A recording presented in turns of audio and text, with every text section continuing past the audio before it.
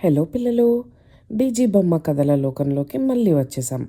ఇక్కడ ప్రతి కథ ఒక కొత్త అనుభవం. ప్రతి కథలో ఒక రహస్యం ఉంటుంది. ప్రతి రహస్యానికి ఒక తెలివైన సమాధానం ఉంటుంది. మరి చూసేద్దామా?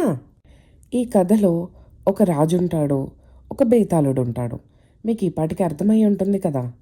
ఒకప్పుడు ఉజ్జయిని రాజ్యాన్ని పాలించిన మహారాజు విక్రమాదిత్యుడు ఉండేవాడు. అయితే ఒకరోజు రాత్రి ఆ రాజుకి ఒక విచిత్రమైన పరీక్ష ఎదురయ్యింది. బేతాళుడిని మోస్తూ వెళ్తున్న ఆ రాజుకి ఒక కొత్త కథ మొదలైంది. అయితే ఈసారి బేతాళుడు అంటాడు కదా, రాజా, ఈరోజు నీ తెలివిని పరీక్షించే ఒక కథ చెబుతాను అని. రాజు సరే అంటాడు.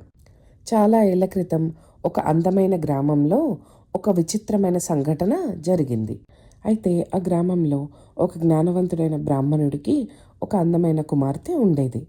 ఆ గ్రామానికి ఒకరోజు 3 విభిన్నమైన తెలివైన యువకులు వచ్చారు. అయితే ఆ బ్రాహ్మణుడు వారి జ్ఞానం, ధైర్యం చూసి వారిని తన ఇంటికి ఆహ్వానించాడు. కాలం గడిచే కొద్దీ ముగ్గురి హృదయాల్లో ఒకే అమ్మాయి పట్ల ప్రేమ కలిగింది. అలా కథ గురించి చెప్తూ బేతాళుడు అంటాడు కదా, రాజా, ఈ కథలో అసలు మలుపు ఇంకా మొదలు కాలేదు. అప్పుడు రాజు చాలా తీక్షణంగా వింటున్నాడు. ఒక చీకటి రాత్రి ఆ గ్రామానికి ఒక విషాదం చుట్టుకుంది. అకస్మాత్తుగా ఆ బ్రాహ్మణుడి కూతురు చనిపోయింది. అయితే ఆమెను కోల్పోయిన బాధతో గ్రామమంతా కన్నీటిలో మునిగిపోయింది. ఆ రోజు నుంచి ఆ ముగ్గురు యువకులు కూడా 3 వేర్వేరు మార్గాల్లో ప్రయాణించారు. అందులో ఒక యువకుడు జ్ఞానం కోసం వెతికినవాడు. అతనికి ఒక ఆశ్చర్యమైన రహస్యం దొరికింది. అది చదివే ముందు ఒక మహర్షి అతన్ని జ్ఞానాన్ని పరీక్షించాడు. అది ఏమనంటే, ఆ గ్రంథంలో మరణించిన వారిని బ్రతికించే మహారహస్యం దాగి ఉంది అని. అది ఎలా ఉంటే, రెండో యువకుడు ఆశను వదలకుండా దేశ దేశాలు తిరగడం ప్రారంభించాడు. మూడో యువకుడు మాత్రం ఆమె జ్ఞాపకాన్ని విడిచిపెట్టలేదు. రోజులు గడిచాయి, నెలలు గడిచాయి, ఋతువులు మారాయి. కానీ వారి సంకల్పం మాత్రం ఏమాత్రం మారలేదు. చివరికి ఆ గ్రంథంలోని చివరి రహస్యం కూడా అతనికి అర్థమైంది. ఇది ఎవరు? మొదటి కుర్రవాడు. ఒక దూర గ్రామంలో అతని చెవిలో ఒక ఆశ్చర్యకరమైన కథ పడింది.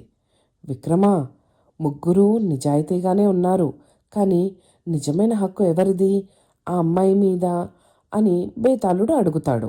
విధి మాత్రం ముగ్గురిని మళ్ళీ ఒకే చోట కలపబోతుంది అని బేతాళుడు రాజుకి చెప్తాడు. ఎన్నో సంవత్సరాల తర్వాత మొదటి యువకుడు తిరిగి తన గ్రామానికి వెళ్తాడు. ప్రపంచం చూసిన రెండో యువకుడు కూడా ఆశతో తిరిగి వెళ్తాడు.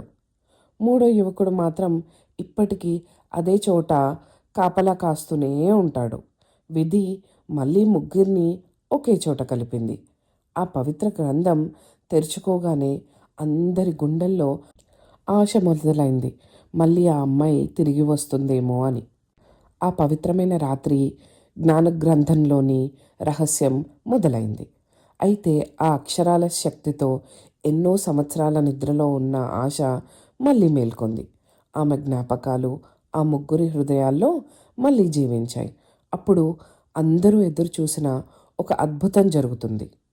అప్పుడు బేతాళుడు అంటాడు కదా, కానీ విక్రమ, అసలు ప్రశ్న ఇప్పుడు మొదలైంది.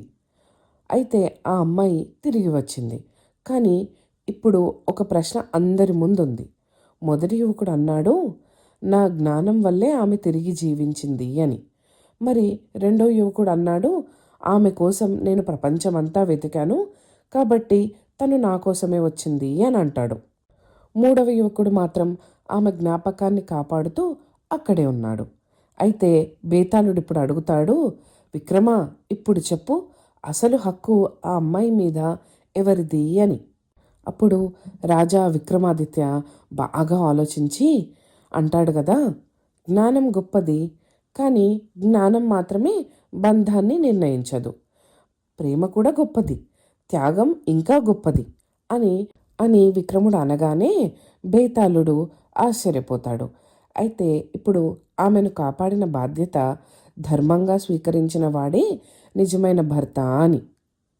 అయితే ఇప్పుడు మీరు కథ చూసే వాళ్ళందరికీ ఒక ప్రశ్న.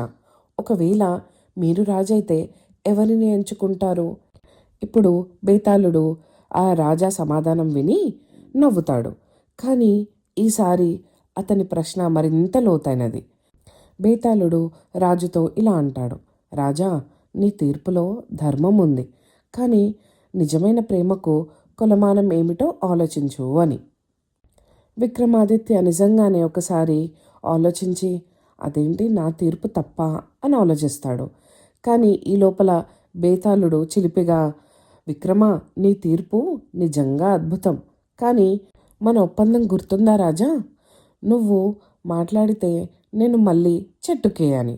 అప్పుడు ఆ విక్రమాదిత్య ఒక్క క్షణం, అబ్బా నేను మళ్ళీ మర్చిపోయానే అని అనుకుంటాడు.